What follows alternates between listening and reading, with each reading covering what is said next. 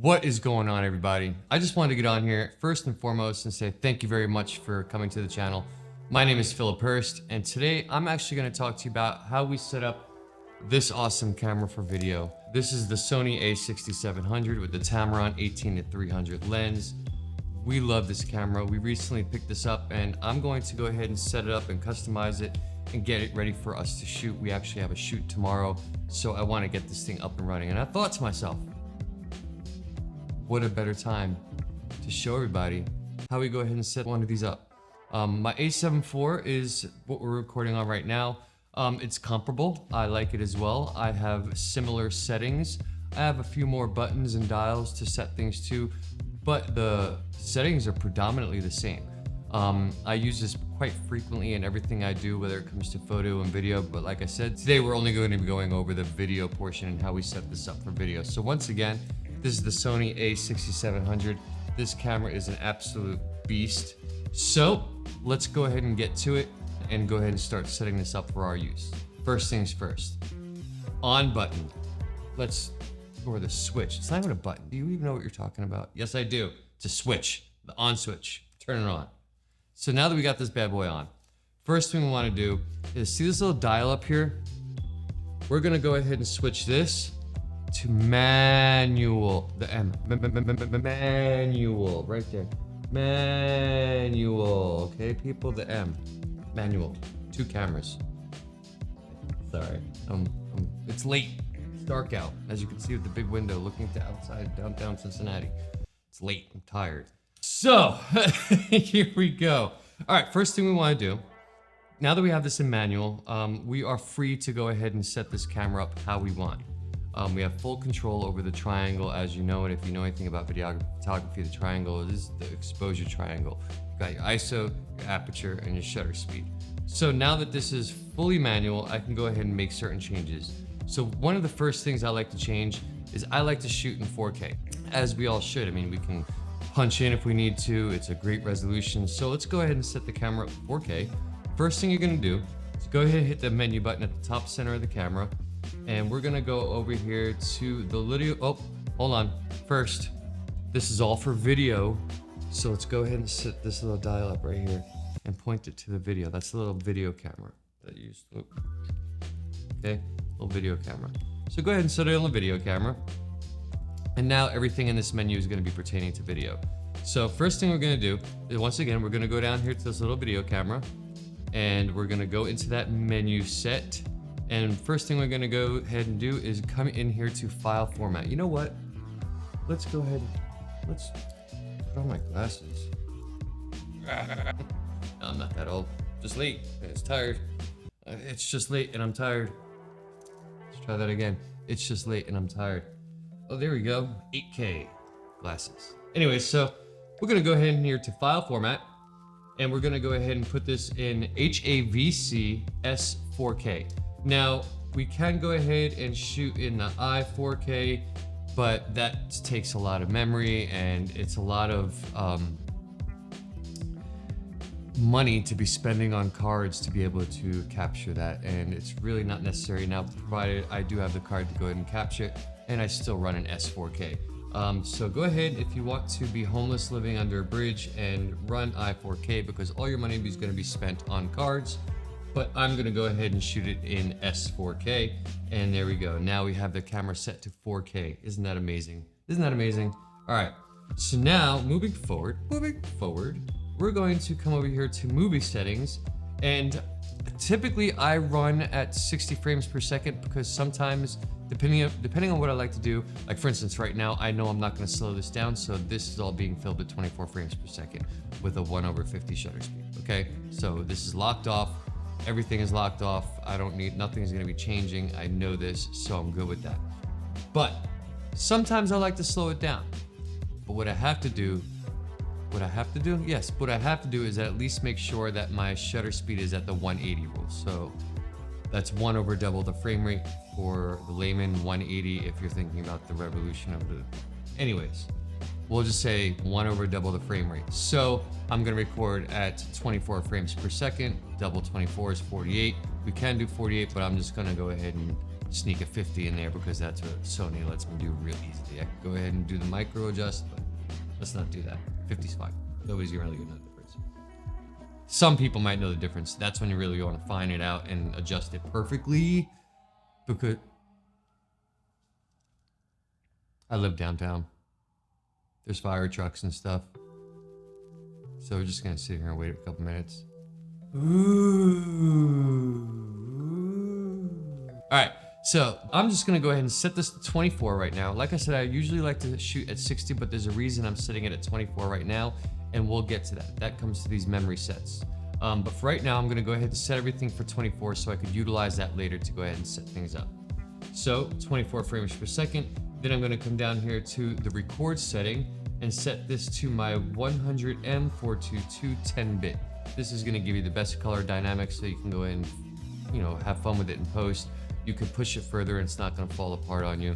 I rock it in DaVinci. I also use Adobe. I also use Final Cut. Whatever you want, use what program you want, but at the end of the day, get the highest bit color you can, so this way in post you have the freest range to do what you want with it.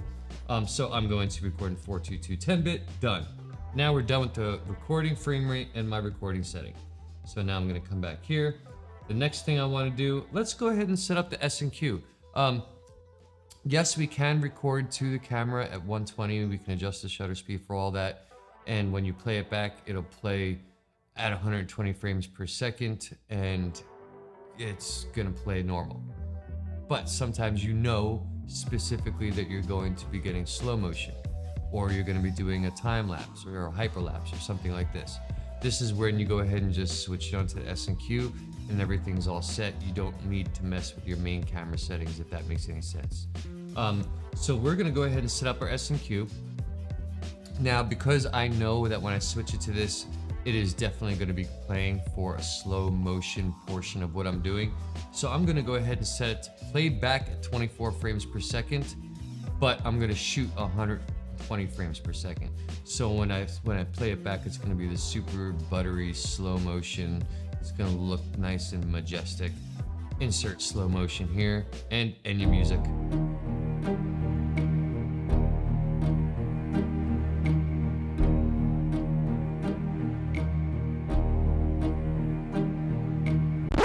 All right, we're back. So I hope you enjoyed that. That was a little bit of something I did for you with a little slow motion, so you can see what I'm talking about. Just switch it in there. Now that was S&Q. I can do the same, but it's ready. I don't have to put it through post to slow it down and all that other good stuff. It just makes the post production a little bit easier, especially when you're already planning out these shots. And if you're a good cinematographer, talking to you. That's right, talking to you. If you're a good cinematographer, you're planning out your shots. But if you're run and gun, just throw it on 60 frames per second and let them fly, because you could always fix it in post and you could throw it on 120 later, like I'm gonna show you in here. But you could always now put it to S&Q because you went ahead and set that up. So in S&Q settings, go ahead and open this up. You'll see frame rate settings. I'm gonna shoot it to record frame rate at 24 frames per second. Leave it right there. It might already be set up for you on your camera as that. And the frame rate, the S&Q frame rate, is gonna be 120. So this way, when I record it, it's gonna record 120 frames per second, but when it plays back, it's gonna only play 24 frames per second, stretching out to 5 times. Do the math, it works, I promise. All right, so moving forward, now that I've got that set, see, it's all done right there, and you've already seen it on the screen as I did the close-up and all that fun stuff, and we made it work. Now, we're gonna come back out of here, come back out of there, come back out of there. S&Q is set up, we're good right there. Time-lapse setting, don't worry about it. Log shooting, we can worry about it another time. This is just my basic get-going settings. So now that we've got that taken care of, and we've got the image quality and recording and file format and all that, we're gonna come down here to exposure and color. So it's the little plus minus black white with the camera next to it. This is exposure for video, in case you don't know, now you know. Exposure, we're going to go ahead and have our ISO. I'm setting my ISO in camera to, as soon as I turn on, just be at 800. That's its base ISO, first base ISO, and I know I can go down or up if I need to and adjust accordingly. I have my ISO range as high as it can go, because if I need to crank it, I will. I'm not scared. I'd rather get the shot than miss it, because I'm a pixel picker and I'm worried about not getting it. Just shoot if you have to in pitch black, turn it all the way up. You might see a ghost. I'm kidding. You're not gonna see. there a ghost behind me? All right. Moving forward, no ghosts in the room, I think. Let me know if you see anything behind me. Leave it in the comments. I would really appreciate it. So now we're gonna go over here to metering. I have my metering mode set to multi, face priority and multi is on, all that good stuff. The white balance, here we go, the color and all that good, really fun stuff that we hate to worry about when we're out shooting, because we always forget about it. How many of you guys have to adjust white balance in post? You shouldn't have to, because you need to think about it. Think about your white balance, it's really important. If you miss it, it sucks fixing it in post, I promise. So, and you're working with a team, sync your cameras to be at the right white balance. Don't everybody be on auto white balance and he's over here doing this and she's over there doing that and you're over there turning orange like, no, God! No, God, please, no! Sync your cameras, know what you're shooting, plan it out like a cinematographer, be smart about it. I'm gonna go ahead and set my white balance, get it off auto. I'm gonna come down here and I'm gonna bring it to Kelvin, set my temperature, set it at basic outside daylight temperature, 5500. It's a good baseline. If you need to switch it from there, use your eyeball. We know what looks good, we know what looks bad. Heck, you might wanna change it for the specific look you're doing, but you could always do that in post, catch the color properly. We can adjust it in post. Us editors love to do this, especially in DaVinci, because you made it so awesome. Thank you. Blackmagic, you rock. We appreciate your hard work. All right, so color temperature. My white balance is set to 5500. That is good. We're gonna call that set. Priority set and world white balance is standard. The shockless white balance I have to set to 1 is fast, and that's that. My color tone. Now this is where I'm not gonna say I'm picky, but I like to shoot in log. And if you're a cinematographer or videographer and you're not shooting in log, I'm not gonna put you down. I'm just gonna say I suggest try shooting in log, because it does open up a whole bunch of new range of possibilities when it comes to post and coloring and lighting and saturation and contrast and all that good stuff, because you want to be able to have that flexibility and you want to be able to catch those mid-level details, like in the layers of the clouds or the layers in the hillsides as they step back in, we'll say gradate from a really concentrated, saturated color to it, it grays down. So being able to capture that and the differences between that's your stops of dynamic range, and it's easier to catch with log. So here we are in color tone. I'm gonna come down here to picture profile, and picture profile off, that's your normal in-camera Sony colors.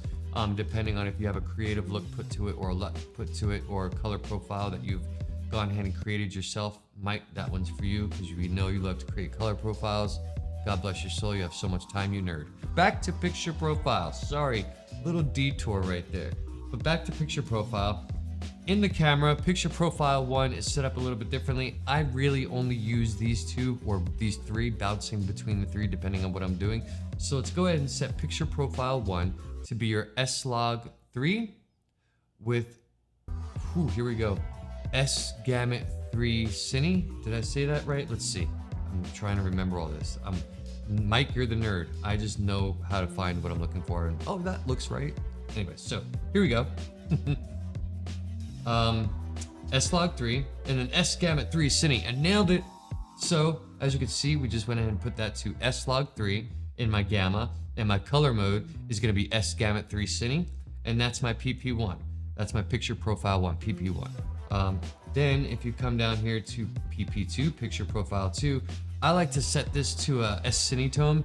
This is where if I don't want to do any post-production, or if I want to do very limited in the coloring and this, that, and the other, I automatically know that S-Cinetone looks great in camera. I could just switch it to that, run and gun, and it's gonna always have a good, what I feel is a good color for what I'm trying to go for, and I could always do some post work to it. I found that really good. So that's my PP2. But then, like I said, I've also got the regular no picture profile, which is great if I just want in-camera color for so-and-so clients, or if I'm at a family shoot, I don't want to spend all that time editing because I'm just going to hand it over to family members. I'll just leave it in camera, or I'll put it on S-Cinetone, and it'll be just fine. So moving forward, now that we've got the picture profile, you can also, manage LUTs if you got that put in there, put the soft skin in there. I didn't change any of that. That's really good in camera. Zebra displays, you could always put that on. I can put that on later if I want to, but I have other ways of checking my exposure. And sometimes I might want a nice blown out light, but I don't want to be distracted by the old. I'm artistic. I might want an overexposed light blowing out something, you know, like, but I don't want to see the zebra stripes. So I just leave those off, and I do other methods to find out if I'm overexposed, such as watching my EV value or other things. Anywho, so now we're gonna come down here to auto manual focus. This is a pretty easy one to get through. We come here to autofocus, and right now I have it set in manual focus, but we'll just go ahead and put it in continuous autofocus. And you only have two options in video, which is manual focus, continuous autofocus. And obviously run and gun style, you kind of want continuous autofocus unless you're, you know, pulling focus or doing a rack focus or something creative where it might be on set or it's not run and gun. Run and gun is usually auto because you don't have time to really be planning out, oh, that looks fantastic, stay there, let me rack focus down the rail and pull focus and bring. You don't have time for that. Just go pull the trigger sometimes. You gotta run with it, but sometimes you do have time to get creative. So I actually put a custom button to where I can switch between the two on this camera, made it really easy, but we'll cover that later in custom buttons. So now that the focus mode is continuous autofocus, I like to change my autofocus transition speed and put it right dead center. We can always change that later, and you can even throw it in your function menu to say up the speed or down the speed, depending on if you want a quick rack focus or if you want to pull focus or if you want smooth or how fast. And then you also have your autofocus subject sensitivity. It's how fast they're recognizing.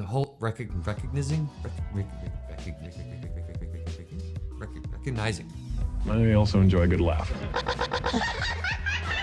How fast it's recognizing another subject in the scene, and if it's in a different focal plane, it might switch to it and rack in between the two, and you might not want that happening, or you might want it to, but not right away. So you adjust the sensitivity, or put it in manual focus and pay a focus puller to do it on the camera, and that's a whole nother deal, but it looks great. So if you're a cinematographer, kudos to you for hiring those people because they need jobs too. Autofocus isn't the world, but it does help in run and gun. So here we go. So my shift sensitivity, I usually put that dead center because I might, you know, I can adjust it later, but as a good, you know, run and go, 3 works just fine. Autofocus assist, I've turned that on as well. What else do we got? Focus area. Focus area, I like to do it wide, but then again, I also like to do the rule of thirds sometimes. So I found putting it into zone allows you to move that group of boxes in a big enough section to where you can have a subject to the right or to the top right or to the top center to the top left. Am I doing this right on screen? I don't know because it's mirror over here and sorry. Sorry. I'm sorry. So coming back into the menu now that we got the area set down to zone, I don't mess with the area limit. I don't mess with the focus area color. I don't mess with all that other stuff in here. I just kind of let the camera choose that. It's pretty smart at what it does, and it does a great job. If I need to adjust it, I go back in there and adjust it. All right, now we have subject recognition. Isn't this a pretty face? Wouldn't you hate to lose this face in a crowd? Subject face recognition. So like we're in a crowd of people and you might be watching the bride, or you might be watching this one character walk down the street of Manhattan and it's fully crowded and you got a nice long lens on, it's super compressed and you're seeing all the tops of their heads and they're the only one walking with an umbrella. Well, you want the camera to recognize their face and not be skipping from this face to that face to this face to here, pulling focus, breathing all over the place. Face recognition, this is your subject, this is the main character in the scene, this is the one I want you looking for, only focus on this face. It's got AI people, the artificial intelligence on this camera, it's gonna say, hey, that's Phil. I'm gonna focus on him because he loaded the picture of his face in here. So what you do is you come down here to face memory, and it's gonna have the little plus sign, do a plus sign, put your face in the box. We've all done it before. It's not gonna ask you to do the circle thing. AI. Face register priority, you could turn that on or off. I have it on. I don't have anything other than my face recognized in here. So now that that's all set and I've got the autofocuses, I've got my little list. I've got things over here. I want to make sure I hit all my points. I want to get this good information to you. So I've gone over the focus, I've gone over the exposure and color, the shooting mode and everything like this. Let's go over here to memory recall. Now remember when I said I set this at 4K 24. That's great and all, but sometimes I need 60, sometimes I need 120, sometimes I need S&Q, and I don't want to be all over the place and trying to set all this up in the middle of the shot. Sometimes I want to flick a button and maybe adjust the ISO and white balance, maybe. But I don't want to have to go, okay, 120, okay.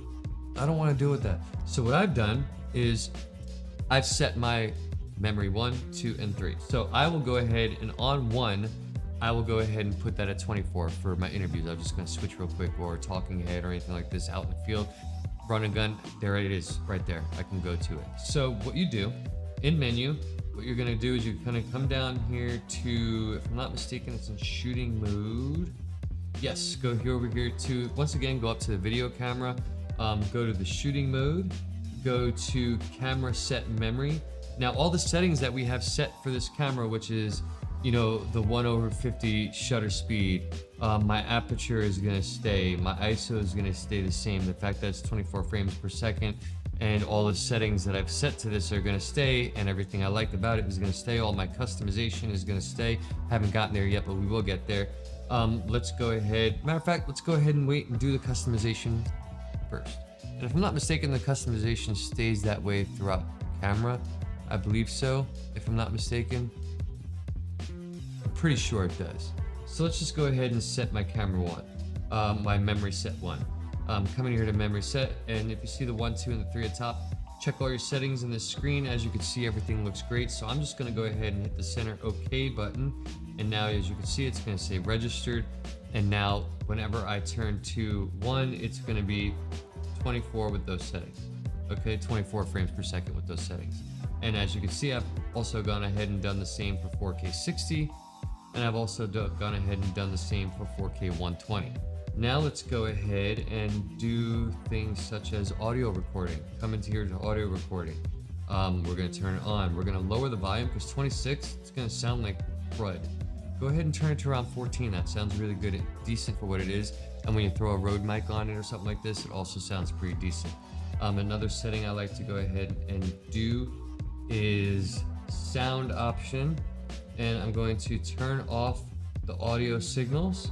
That's always a big one. Hold on tight, people, we are almost done. One more thing I did do is set these custom buttons up. So what you do is you come down here to Operation Customize. Now, what I have done before we got into this, I've basically done exactly what we're gonna be doing everything else. I went ahead and set my dial wheel to be ISO in photo, and now all I have to do is in video say, hey, remember the photo settings for this wheel? I want the same in video. Only because on this camera, being -1 wheel from the A7 IV, I needed this readily accessible. I didn't want to do a 2-step process to go ahead and do it. So now that we've already gone ahead and set the photo dial to be ISO, all I have to do is leave that dial as what the photo options are, and it'll remember that camera set. So let's go down here to the video camera, custom key dial set. And first thing I did was button number 1, this side button right here. When I'm shooting in log, sometimes I want to see what that will look like with a Rec 709 put on top of it, just so I see what the color is and if my exposure is right. So I went ahead and set this number 1 dial to be gamma display. So just go over here, and it's right there underneath the toolbox at the very bottom of your menus. It's display option, gamma display, assistant select. So hit that. Now whenever I hit this and I'm in log, it'll throw the Rec 709. The focus magnifier, I went ahead and did the autofocus on, and it's the magnifier. So now if I'm in focus manual, I need to make sure I'm grabbing the focus on someone's face. I can hit that magnifier, it'll zoom in. I can turn my focus peak on, it'll go ahead and I'll sharpen up everything, it'll look great. Hit that again, it'll come off, and I can take my shot, and I know my focus will be on. And here, number 3, I left this as follow custom, which when you hit number 3 on this camera, all it does is turn on the touch and turn off the touch, so you can touch or not touch. Sometimes I also like to go ahead and put focus mapping on there, you know, the color, and where there's no color, that's what's in focus. I find this to be pretty helpful sometimes, also outside the peaking, because you never know. I like to make sure my things are in focus. I don't think that's a really bad practice. Now we'll come over here to the rear 2. I've got this center button when I'm in shooting mode to just be my focus peaking on and off. Now we'll come here to the rear custom 2, and as you can see, left on the wheel, I have it set as file format. My right on the wheel, number 3, is I have this set as the record frame rate. And down here on number 4, I have that set to picture profile, because I can switch in between that depending on what I'm doing. And if I'm not on dial, especially if I'm just in manual mode, I could still go ahead and select and have it readily accessible. I use them frequently enough and I change these things frequently enough to I like to have them on select. Then we have movie shooting, and then remember I told you earlier I can switch between autofocus and manual focus really easily? Well, I just made this C2 button switch and toggle between autofocus and manual focus. So now when I'm in video mode, I hit that, I can just go manual focus, autofocus, and I can rack or pull focus and not have it rely on automatic. Although it's good, I like to be able to take control of it sometimes. And now if you have a side button, this lens does not have a side button. You could also program that too. I don't have anything programmed there. And I just have the dial wheels, this aperture, this being my shutter speed, and I have 3 being what I set it as in camera mode, which is ISO, and that works best for me. Some other settings that I have set up is emphasize, record display. We're gonna go ahead and turn that on. That puts the little red ring around your display. For instance, if you're standing far away from your camera, sometimes it's hard, especially my bad eyes, for me to see that it says REC, the little record underneath everything else that's going on. Sometimes I like to see that nice big red square around the entire edge of the frame, right? And I also I've got my marker displays. We can go ahead and turn on the marker display. Let's go ahead and turn on the aspect marker. We're gonna go ahead and turn the aspect marker onto 1.85 or semicolon 1, 1851. We'll just throw that up there. Don't need the safety zone, don't need the guide frame. We already have the thing set up for the grids. The guide frames comes up big and white, and it's distracting. But as you can see here, this is what that looks like with my safety guides on. I'll try this for a little bit. I might change it, I don't know. What else do I got on here? That's really it, wow. The function menu, you can program the function menu. I'm fine with the function menu the way it is. Let's go ahead and open that up. Have my picture profile there, my auto recording level. Let's go ahead and turn this down to, like we said, right here. The steady shot, I like it right here. Yeah, these are all great. Yeah, that's pretty much it. I hope you guys really enjoyed this video. I hope this helps you out. This is what I feel is a great way to have this camera set up. It might change. I'm gonna go ahead and turn this off. It might change, you never know. And that's really it. And if it works, it works. So if you like this video and you like what you saw today and you want to hear some more of it, leave a comment below, hit the like and subscribe, hit the little bell, follow us. All right, guys, I'll talk to you later. Have a great day.